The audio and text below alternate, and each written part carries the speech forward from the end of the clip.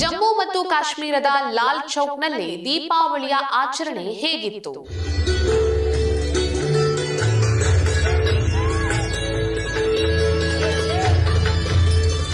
ಲಾಲ್ ಚೌಕ್ ಯಾಕೆ ಇಷ್ಟೊಂದು ಪ್ರಾಮುಖ್ಯತೆಯನ್ನ ಪಡ್ಕೊಂಡಿದೆ?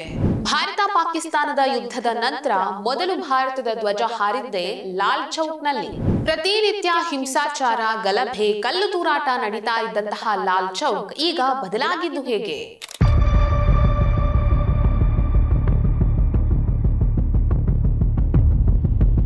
ನಮಸ್ಕಾರ. ಎಲ್ಲರೂ ದೀಪಾವಳಿಯನ್ನ ಬಹಳ ಸಂಭ್ರಮದಿಂದ ಆಚರಿಸ್ತಾ ಇದ್ದಾರೆ. ಆದ್ರೆ ವಿಶೇಷತೆ ಏನ್ ಗೊತ್ತಾ? ಯಾವಾಗ ನೋಡಿದ್ರೂ ಗಲಭೆ, ಹಿಂಸಾಚಾರ, ಕಲ್ಲು ತೂರಾಟಗಳಿಗೆ ಕೇಂದ್ರವಾಗಿದ್ದಂತಹ ಜಮ್ಮು ಮತ್ತು ಕಾಶ್ಮೀರ, ಅದರಲ್ಲೂ ಜಮ್ಮು ಮತ್ತು ಕಾಶ್ಮೀರದ ಹೃದಯ ಭಾಗದಲ್ಲಿರುವಂತಹ ಜಮ್ಮು ಮತ್ತು ಕಾಶ್ಮೀರದ ಕೇಂದ್ರವಾಗಿರುವಂತಹ ಲಾಲ್ ಚೌಕ್ನಲ್ಲೂ ಕೂಡ ಬಹಳ ಸಂಭ್ರಮದಿಂದ, ವಿಜೃಂಭಣೆಯಿಂದ, ಯಾವುದೇ ಅಡೆತಡೆಗಳಿಲ್ಲದೆ ದೀಪಾವಳಿಯನ್ನ ಆಚರಿಸಲಾಗಿದೆ. ಆ ವಿಡಿಯೋ ಈಗ ಸೋಷಿಯಲ್ ಮೀಡಿಯಾದಲ್ಲಿ ತುಂಬಾನೇ ವೈರಲ್ ಕೂಡ ಆಗಿದೆ. ಆ ವಿಡಿಯೋವನ್ನ ನೀವು ಒಂದ್ಸಲ ನೋಡಿ.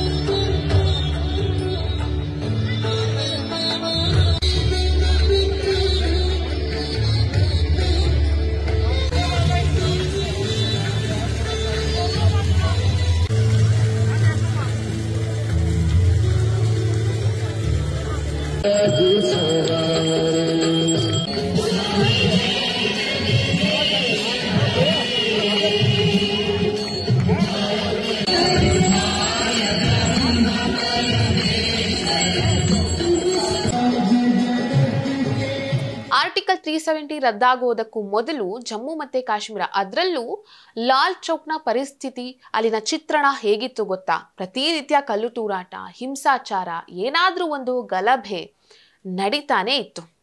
ಸೊ ಆರ್ಟಿಕಲ್ 370 ರದ್ದಾದಾಗಿನಿಂದಲೂ ಅಲ್ಲಿನ ಚಿತ್ರಣವೇ ಸಂಪೂರ್ಣವಾಗಿ ಈಗ ಬದಲಾಗಿದೆ. ಅಲ್ಲಿ ಭಾರತದ ತ್ರಿವರ್ಣ ಧ್ವಜ ರಾರಾಜಿಸ್ತಾ ಇದೆ. ಆರ್ಟಿಕಲ್ 370 ರದ್ದಾಗೋದಕ್ಕೂ ಮೊದಲು ಅಲ್ಲಿ ಯಾವ ರೀತಿ ಚಿತ್ರಣ ಇತ್ತು, ಅಲ್ಲಿನ ಪರಿಸ್ಥಿತಿ ಹೇಗಿತ್ತು, ಆ ವಿಡಿಯೋ ಕೂಡ ಈಗ ಸೋಷಿಯಲ್ ಮೀಡಿಯಾದಲ್ಲಿ ತುಂಬಾನೇ ಸದ್ದು ಮಾಡ್ತಾ ಇದೆ. ಅದನ್ನು ಒಂದ್ಸಲ ನೋಡಿ.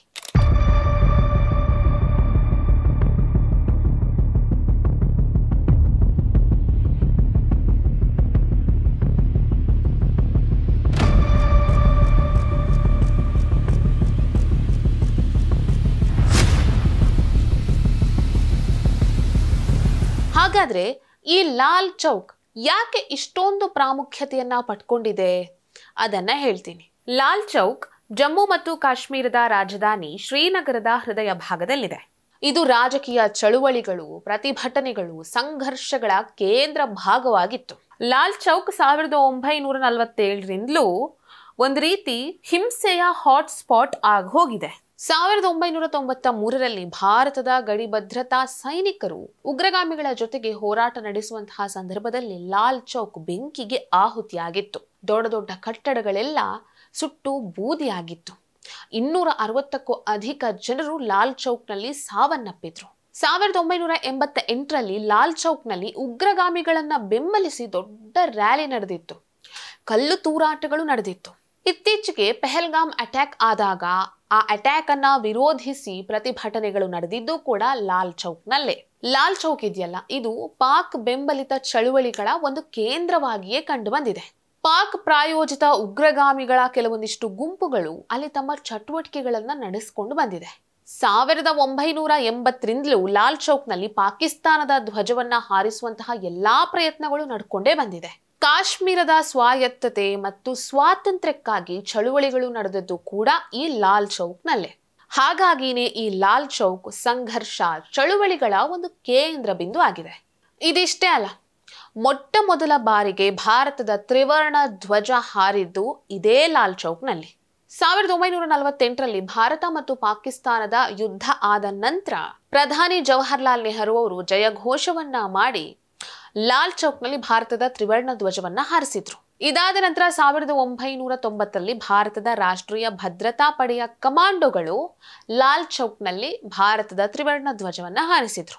1992ರಲ್ಲಿ ನರೇಂದ್ರ ಮೋದಿಯವರು ಬಿಜೆಪಿಯ ಏಕತಾ ಯಾತ್ರೆಯ ನಾಯಕತ್ವವನ್ನು ವಹಿಸಿಕೊಂಡಿದ್ರು.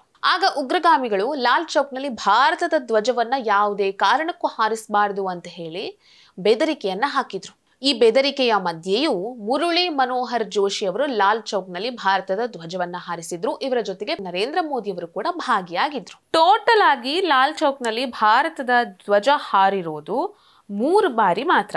ಇದಾದ ಮೇಲೆ ಜಮ್ಮು ಮತ್ತು ಕಾಶ್ಮೀರದಲ್ಲಿ ಭಾರತದ ಧ್ವಜ ಹಾರೋದಕ್ಕೆ ಪ್ರಾರಂಭ ಮಾಡಿದ್ದು ಪ್ರಧಾನಿ ನರೇಂದ್ರ ಮೋದಿ ಸರ್ಕಾರ ಬಂದ ಮೇಲೆ, ಅಂದ್ರೆ ಆರ್ಟಿಕಲ್ 370ಯನ್ನ ರದ್ದುಗೊಳಿಸಿದ ಮೇಲೆ. ಆರ್ಟಿಕಲ್ 370 ರದ್ದುಗೊಳಿಸಿದ ನಂತರ ಲಾಲ್ ಚೌಕ್ನಲ್ಲಿ ಯಾರ ಭಯಾನೂ ಇಲ್ಲದೆ ಈಗ ಭಾರತದ ರಾಷ್ಟ್ರೀಯ ಧ್ವಜ ಹಾರಾಡ್ತಾ ಇದೆ. ಜವಾಹರ್ಲಾಲ್ ನೆಹರು ಅವರ ನಂತರ ಇಂದಿರಾ ಗಾಂಧಿಯವರು, ರಾಜೀವ್ ಗಾಂಧಿಯವರು ಕೂಡ ಲಾಲ್ ಚೌಕ್ಗೆ ಭೇಟಿ ನೀಡಿದ್ರು. ಆದ್ರೆ ಭಾರತದ ಧ್ವಜವನ್ನ ಹಾರಿಸುವಂತಹ ಯಾವ ಪ್ರಯತ್ನನೂ ಮಾಡಿರಲಿಲ್ಲ. ಸೊ ಈಗ ಆರ್ಟಿಕಲ್ 370 ರದ್ದಾದ ನಂತರ ಅಲ್ಲಿ ಭಾರತದ ಧ್ವಜ ಹಾರ್ತಾ ಇದೆ. ಅಲ್ಲಿನ ಪರಿಸ್ಥಿತಿ ಸಂಪೂರ್ಣವಾಗಿ ಈಗ ಬದಲಾಗಿದೆ. ಅಲ್ಲಿ ಶಾಲಾ ಕಾಲೇಜುಗಳು ನಿರ್ಮಾಣವಾಗಿದೆ, ಕೆಲವೊಂದಿಷ್ಟು ನರ್ಸಿಂಗ್ ಕಾಲೇಜುಗಳು ಓಪನ್ ಆಗಿದೆ, ವಿದ್ಯಾರ್ಥಿಗಳು ವೈದ್ಯಕೀಯ ಸೀಟನ್ನ ಪಡ್ಕೊಳ್ತಾ ಇದ್ದಾರೆ, ಪ್ರವಾಸೋದ್ಯಮಕ್ಕೆ ಹೆಚ್ಚಿನ ಒತ್ತನ್ನು ನೀಡಲಾಗ್ತಾ ಇದೆ. ಪ್ರವಾಸೋದ್ಯಮವೇ ಅಲ್ಲಿನ ಆರ್ಥಿಕತೆಯ ಮೂಲವಾಗಿ ಬದಲಾಗಿಬಿಟ್ಟಿದೆ. ಅಲ್ಲಿರುವಂತಹ ಮುಸಲ್ಮಾನರ ಜೀವನದಲ್ಲಿ ಸಾಕಷ್ಟು ಬದಲಾವಣೆಗಳಾಗಿವೆ. ಸೊ ಈಗ ಅದೇ ಲಾಲ್ ಚೌಕ್ನಲ್ಲಿ ದೀಪಾವಳಿಯನ್ನು ಕೂಡ ಬಹಳ ಸಂಭ್ರಮದಿಂದ ಆಚರಿಸಲಾಗ್ತಾ ಇದೆ. ಇದೆಲ್ಲ ಕೂಡ ಆರ್ಟಿಕಲ್ 370 ರದ್ದಾದಂತಹ ಪರಿಣಾಮ. ಈ ವಿಡಿಯೋ ನಿಮಗೆ ಇಷ್ಟ ಆಗಿದ್ದಲ್ಲಿ ಲೈಕ್ ಮಾಡಿ, ಶೇರ್ ಮಾಡಿ, ಕಮೆಂಟ್ ಮಾಡಿ. ನೀವಿನ್ನೂ ನಮ್ಮ ಹೊಸದಿಗಂತ ಡಿಜಿಟಲ್ ಚಾನೆಲ್ ಅನ್ನು ಸಬ್ಸ್ಕ್ರೈಬ್ ಮಾಡಲಿಲ್ಲ ಅಂದ್ರೆ ದಯವಿಟ್ಟು ಸಬ್ಸ್ಕ್ರೈಬ್ ಮಾಡಿ. ಹೆಚ್ಚಿನ ಮಾಹಿತಿಗಾಗಿ ಪಕ್ಕದಲ್ಲೇ ಇರುವಂತಹ ಬೆಲ್ ಐಕಾನ್ ಅನ್ನು ಪ್ರೆಸ್ ಮಾಡಿ.